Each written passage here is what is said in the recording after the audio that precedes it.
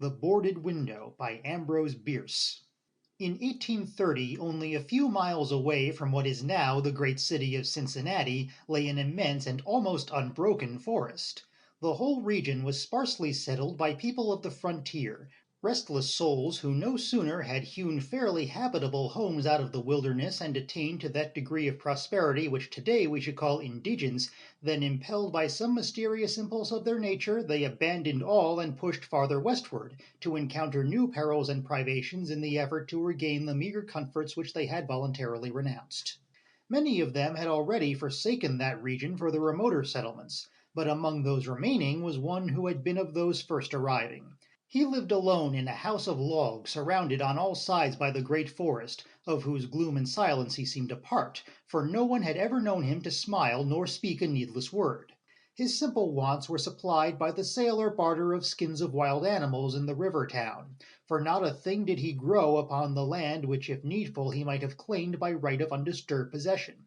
There were evidences of improvement. A few acres of ground immediately about the house had once been cleared of its trees, the decayed stumps of which were half concealed by the new growth that had been suffered to repair the ravage wrought by the axe. Apparently the man's zeal for agriculture had burned with a failing flame, expiring in penitential ashes. The little log house, with its chimney of sticks, its roof of warping clapboards weighted with traversing poles, and its chinking of clay, had a single door and directly opposite a window. The latter, however, was boarded up. Nobody could remember a time when it was not. And none knew why it was so closed. Certainly not because of the occupant's dislike of light and air, for on those rare occasions when a hunter had passed that lonely spot the recluse had commonly been seen sunning himself on his doorstep if heaven had provided sunshine for his need. I fancy there are few persons living today who ever knew the secret of that window, but I am one, as you shall see. The man's name was said to be Murlock. He was apparently 70 years old, actually about 50. Something besides years had had a hand in his aging. His hair and long full beard were white, his grey lustreless eyes sunken, his face singularly seamed with wrinkles which appeared to belong to two intersecting systems. In figure he was tall and spare, with a stoop of the shoulders, a burden-bearer. I never saw him; these particulars I learned from my grandfather, from whom also I got the man's story when I was a lad. He had known him when living near by in that early day. One day Murlock was found in his cabin, dead. It was not a time and place for coroners and newspapers, and I suppose it was agreed that he had died from natural causes, or I should have been told and should remember. I know only that with what was probably a sense of the fitness of things the body was buried near the cabin, alongside the grave of his wife, who had preceded him by so many years that local tradition had retained hardly a hint of her existence.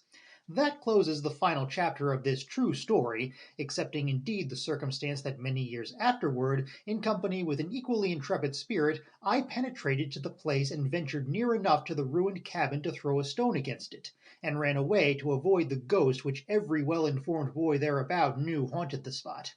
But there is an earlier chapter, that supplied by my grandfather.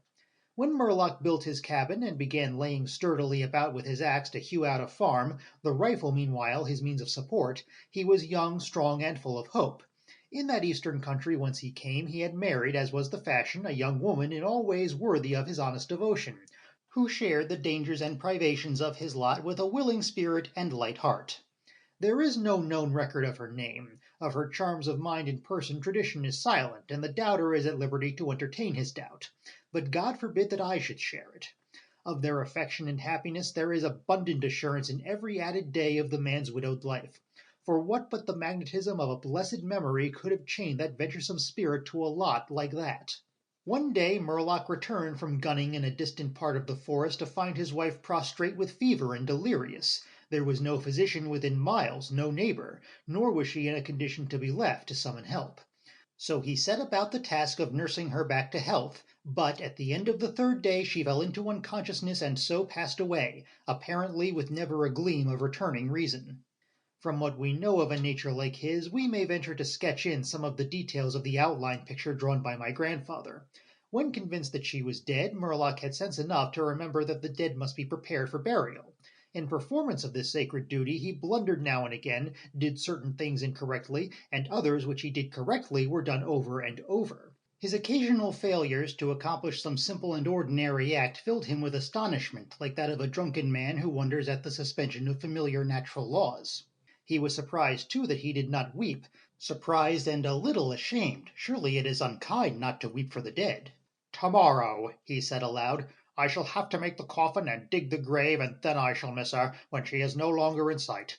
But now she is dead, of course, but it is all right. It must be all right somehow. Things cannot be so bad as they seem." He stood over the body in the fading light, adjusting the hair and putting the finishing touches to the simple toilet, doing all mechanically with soulless care. And still through his consciousness ran an undersense of conviction that all was right, that he should have her again as before and everything explained. He had had no experience in grief. His capacity had not been enlarged by use. His heart could not contain it all, nor his imagination rightly conceive it. He did not know he was so hard struck. That knowledge would come later, and never go. Grief is an artist of powers as various as the instruments upon which he plays his dirges for the dead, evoking from some the sharpest, shrillish notes, from others the low, grave chords that throb recurrent like the slow beating of a distant drum. Some natures it startles, some it stupefies. To one it comes like the stroke of an arrow, stinging all the sensibilities to a keener life; to another as the blow of a bludgeon which in crushing benumbs. We may conceive Murlock to have been that way affected, for, and here we are upon surer ground than that of conjecture, no sooner had he finished his pious work than sinking into a chair by the side of the table upon which the body lay, and noting how white the profile showed in the deepening gloom, he laid his arms upon the table's edge and dropped his face into them, tearless yet unutterably weary. At that moment came in through the open window a long wailing sound like the cry of a lost child in the far deeps of the darkening woods. But the man did not move. Again and nearer than before sounded that unearthly cry upon his failing sense. Perhaps it was a wild beast, perhaps it was a dream, for Murlock was asleep. Some hours later, as it afterward appeared, this unfaithful watcher awoke and lifting his head from his arms intently listened, he knew not why. There in the black darkness by the side of the dead, recalling all without a shock, he strained his eyes to see he knew not what. His senses were all alert, his breath was suspended, his blood had stilled its tides as if to assist the silence. What had waked him, and where was it? Suddenly the table shook beneath his arms, and at the same moment he heard, or fancied that he heard, a light soft step. Another! Sounds as of bare feet upon the floor! He was terrified beyond the power to cry out or move. Perforce he waited there in the darkness through seeming centuries of such dread as one may know, yet live to tell. He tried vainly to speak the dead woman's name, vainly to stretch forth his hand across the table to learn if she were there. His throat was powerless, his arms and hands were like lead. Then occurred something most frightful. Some heavy body seemed hurled against the table with an impetus that pushed it against his breast so sharply as nearly to overthrow him, and at the same instant he heard and felt the fall of something upon the floor with so violent a thump that the whole house was shaken by the impact. A scuffling occurred and a confusion of sounds impossible to describe. Murlock had risen to his feet. Fear had by excess forfeited control of his faculties. He flung his hands upon the table. Nothing was there. There is a point at which terror may turn to madness, and madness incites to action. With no definite intent, from no motive but the wayward impulse of a madman, Murlock sprang to the wall, with a little groping seized his loaded rifle, and without aim discharged it. By the flash which lit up the room with a vivid illumination, he saw an enormous panther dragging the dead woman toward the window, its teeth fixed in her throat. Then there was darkness blacker than before, and silence, and when he returned to consciousness the sun was high and the wood vocal with songs of birds. The body lay near the window where the beast had left it when frightened away by the flash and report of the rifle.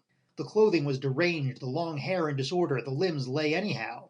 From the throat, dreadfully lacerated, had issued a pool of blood not yet entirely coagulated. The ribbon with which he had bound the wrists was broken. The hands were tightly clenched. Between the teeth was a fragment of the animal's ear. End of the boarded window.